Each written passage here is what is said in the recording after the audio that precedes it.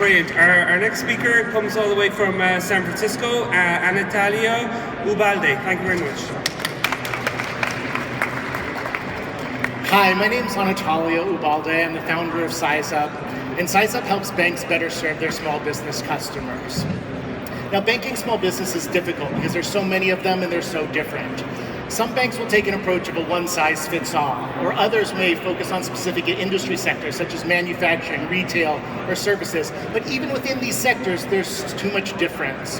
At SizeUp, we take a different approach. It's a data-driven approach, which allows us to provide information on over 1,000 industries at a hyper-local level so that we can provide unique analysis for every single business.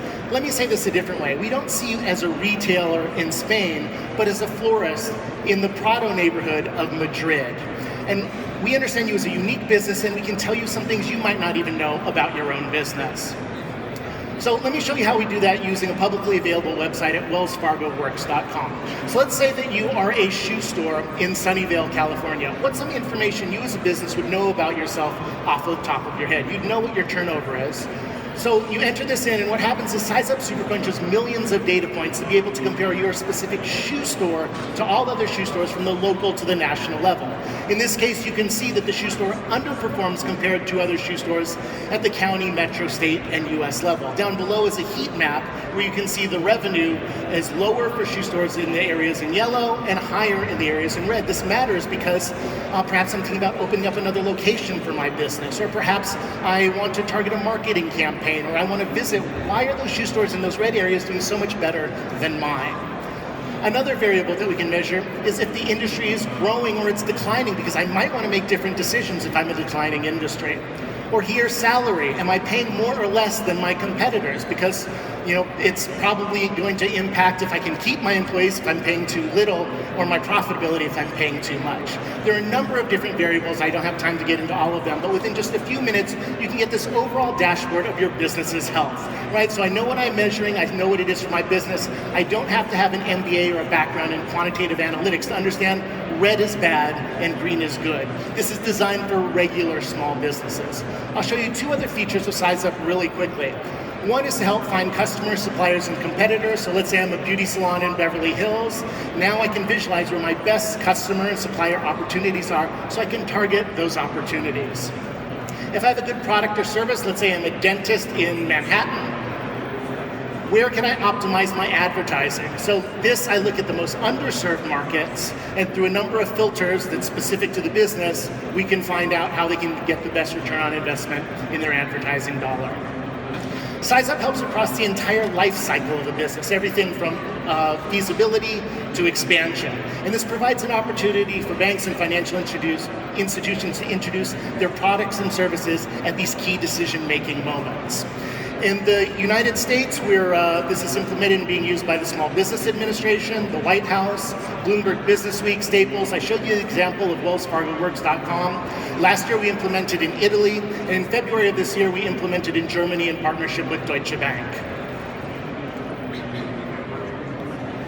We have a strong team. We've done this before. My business partner and I had a former SaaS company that was successful, focusing around economic development. Our products team has international experience in GIS. Our lead engineer in methods and math. Our business development person was an innovation program lead from Swift. We're now expanding internationally. Some of you may be wondering, well, okay, you can do this in the US. Can we do this in other places? Well, if you are in any of the countries shown on this map in blue, you should come talk to us. We can talk about how we can implement it in your community. Thank you so much. Okay, excellent. Okay, questions from the judges. Who's first? Dirk. What data you require and how much of your cost goes into the data that you have to acquire? So in each country, we have to localize the data, but just as a general concept, we have to fill a number of different data buckets: demographic, firmographic, geographic, transportation, cost, wage, all these types of things. So we analyze in each of these countries, we fill these data buckets, we run it through our algorithms to be able to provide the visualizations and the business intelligence. Data, depending on where it is, can be a minor or a significant budget item. But one thing that's also important to understand about the data is it's not based on just the inputs that the businesses are putting in, because it would take us years to have that. We have to gather all of the data so that from the moment we launch, we have a benchmark across all the industries for every neighborhood and every location. So the data sources don't seem to be proprietary. So what barriers to entry do you have? Yeah, so it's a mix of public, private, proprietary. Some is public but very difficult to access, or data that we have access to that we have to gather. So part of it is bringing that together, but it's also our secret sauce of how we are able to run the analysis on all of this, visualize, and make it accessible to regular small businesses. Which is the go-to-market strategy? How do you get to clients?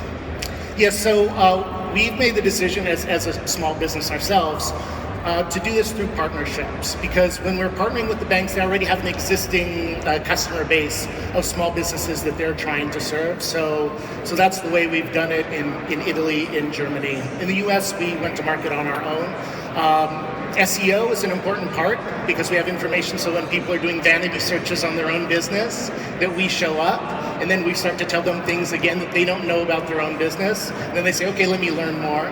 But in the case with the banks, they're using it for customer retention, customer acquisition, they're using it for product cross-sale and upsale, and also engagement, so that their relationship managers in the branch locations can have a more valuable conversation. This is a situation where the banks can do well and do good to be a more authentic partner of helping the business succeed, and it helps them.